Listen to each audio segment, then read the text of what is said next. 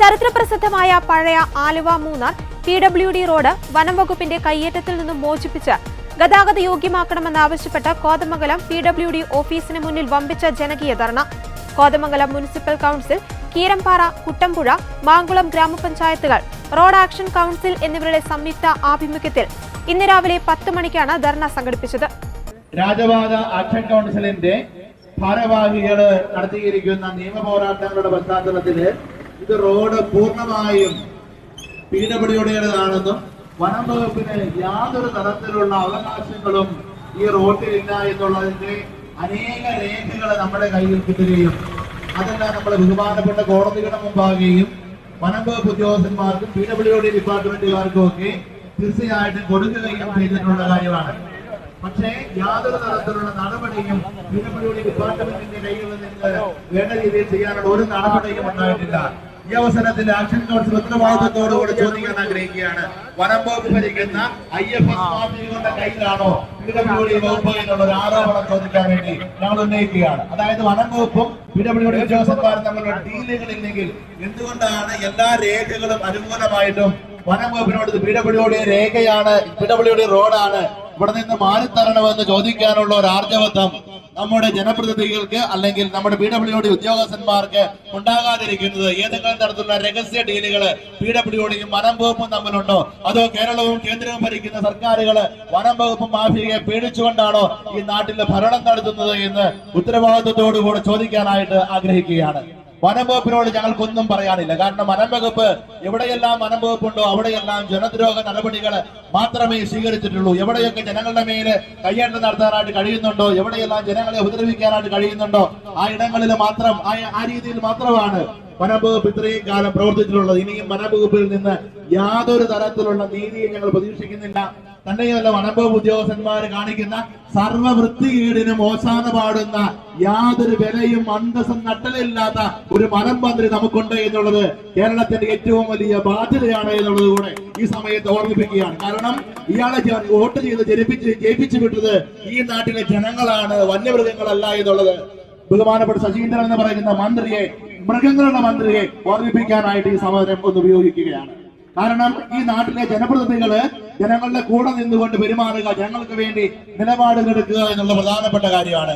1878 തിരുവിതാംകൂർ മഹാരാജാവ് ആയില്യം തിരുനാൾ പുറപ്പെടുവിച്ച ഉത്തരവ് പ്രകാരം നിർമ്മിച്ചതാണ് western outlet Kothamangalam Munnar high range road. Thattekad മുതൽ പെരുമ്പൻകുത്ത് വരെയുള്ള 325.98 ഏക്കർ ഭൂമി റോഡ് നിർമ്മാണത്തിനായി വനം വകുപ്പിൽ നിന്ന് വിട്ടു നൽകിയതായി 1919 ഗസറ്റ് വിജ്ഞാപനങ്ങളും ഉത്തരവുകളും വ്യക്തമാക്കുന്നുണ്ട്. കൂടാതെ 2009 കേരള സർക്കാർ ഈ റോഡിനെ മേജർ ഡിസ്ട്രിക്ട് റോഡായി പ്രഖ്യാപിച്ചിട്ടുള്ളതുമാണ്. എന്നാൽ പൂയംകുട്ടി മുതൽ പെരുമ്പൻകുത്ത് വരെയുള്ള 26 കിലോമീറ്റർ ഭാഗം വനംവകുപ്പ് അനധികൃതമായി തടഞ്ഞു വെച്ചിരിക്കുകയാണെന്ന് ആക്ഷൻ കൗൺസിൽ ആരോപിക്കുന്നു. ഹൈക്കോടതി നിർദ്ദേശപ്രകാരം റവന്യൂ എക്സ്പെർട്ട് കമ്മിറ്റി നടത്തിയ പരിശോധനയിൽ ഈ പാത ഇപ്പോഴും ഗതാഗത യോഗ്യമാണെന്നും PWDയുടെ ഉടമസ്ഥതയിലാണെന്നും തഹസിൽദാർ റിപ്പോർട്ട് നൽകിയിട്ടുണ്ട്.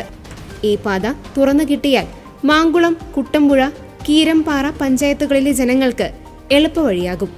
ഇടമലക്കുടി ഉൾപ്പെടെയുള്ള 65ഓളം ട്രൈബൽ സെറ്റിൽമെന്റുകളിലെ ജനങ്ങൾക്ക് യാത്രാ സൗകര്യം ലഭിക്കും. അതോടൊപ്പം ഹൈറേഞ്ച് മേഖലയുടെ വിനോദസഞ്ചാര സാമ്പത്തിക വികസനത്തിന് വഴി തുറക്കും. മന്ത്രിസഭ തീരുമാനപ്രകാരം പൊതുമരാമത്ത് വകുപ്പ് സെക്രട്ടറി വനം വകുപ്പിന് കത്ത് നൽകിയാൽ തീരാവുന്ന പ്രശ്നമേ നിലവിലുള്ളൂ എന്നും അധികൃതരുടെ മെല്ലെപ്പോക്കിനെതിരെയാണ് സമരമെന്നും സംഘാടകർ അറിയിച്ചു.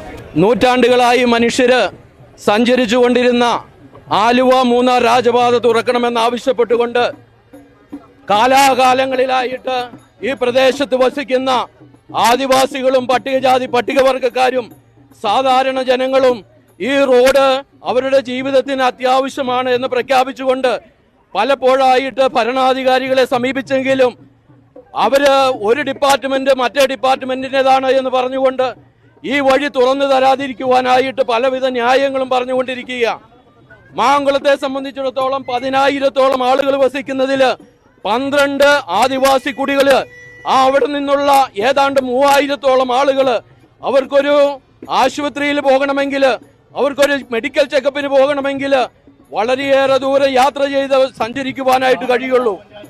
വന്യമൃഗത്തിന്റെ പേരിൽ മനുഷ്യരുടെ അവകാശങ്ങൾ നിഷ്കരണം തട്ടിതെറിപ്പിക്കുന്ന ഇതിനു വേണ്ടിയിട്ട് ഞങ്ങള് സമരം ചെയ്യും. ഈ റോഡ് ഞങ്ങൾക്ക് തുറന്നു തന്നേ പറ്റൂ. അതാരാണെങ്കിലും ഞങ്ങളത് കാലക്രമത്തിൽ മേടിച്ചെടുത്തുമെന്ന് ഉറക്കെ പ്രഖ്യാപിക്കുകയാണ്. ധരണയിൽ എംപിമാർ, MLAമാർ, വിവിധ മതസമുദായ നേതാക്കൾ, രാഷ്ട്രീയ സാംസ്കാരിക സംഘടനാ നേതാക്കൾ, ആദിവാസി മൂപ്പന്മാർ തുടങ്ങിയവർ പങ്കെടുത്തു. കോതമംഗലം മുനിസിപ്പൽ ചെയർപേഴ്സൺ ഭാനുമതി രാജു, ഗ്രാമപഞ്ചായത്ത് പ്രസിഡന്റുമാരായ റീന ജോഷി, മേരി കുര്യാക്കോസ്, സാജു ജോസ്, ആക്ഷൻ കൗൺസിൽ ഭാരവാഹികളായ ഷാജി പയ്യാനിക്കൽ, ഡാമി പോൾ തുടങ്ങിയവർ സമരത്തിന് നേതൃത്വം നൽകി. ഓൾഡ് ആലുവ മൂന്നാർ രാജപാത ആക്ഷൻ കൗൺസിലിന്റെയും കുട്ടമ്പുഴ, കീരമ്പാറ, മാങ്കുളം ഗ്രാമപഞ്ചായത്തുകളുടെയും കോതമംഗലം മുനിസിപ്പാലിറ്റിയുടെയും ആഭിമുഖ്യത്തിൽ നടക്കുന്ന ഈ പ്രതിഷേധ റാലിയാണ് നമ്മൾ ഇവിടെ നടത്തിക്കൊണ്ടിരിക്കുക. ഈ റാലി ഏതെങ്കിലും ഒരു രാഷ്ട്രീയ പ്രസ്ഥാനങ്ങൾക്കെതിരല്ല. റോഡ് തുറന്നു കിട്ടണം. അതായത് എല്ലാ രേഖകളും വളരെ വ്യക്തമായിട്ട് പറയുന്നുണ്ട്. ഇത് PWD ഡിപ്പാർട്ട്മെന്റ് റോഡാണ് എന്ന് വളരെ വ്യക്തമായിട്ട് പറയുന്നുണ്ട്. ആ റോഡ് തുറന്നു കിട്ടുക എന്നുള്ളതാണ്. അത് വാങ്ങിയെടുക്കുന്ന സമയം വരെ തീർച്ചയായും വളരെ ശക്തമായിട്ട് ആക്ഷൻ കൗൺസിൽ മുമ്പോട്ട് കൂടെ ഉണ്ടാവും. ഇവിടെ രാഷ്ട്രീയത്തിന് അതീതമായി, ജാതിമത ചിന്തകൾക്ക് അതീതമായി ഈ നാട് മുഴുവൻ ഈ ഒരു ആവശ്യത്തിന് വേണ്ടി ഒരുമിച്ച് നിൽക്കുന്ന സമയമാണ്. ആ ഒരു ലക്ഷ്യത്തോടു കൂടെ മുൻപോട്ട് പോകാനായിട്ട് ആക്ഷൻ കൗൺസിലും ഇവിടെയുള്ള ജനങ്ങളും തയ്യാറാണ് എന്നുള്ളത് അറിയിക്കുകയാണ്.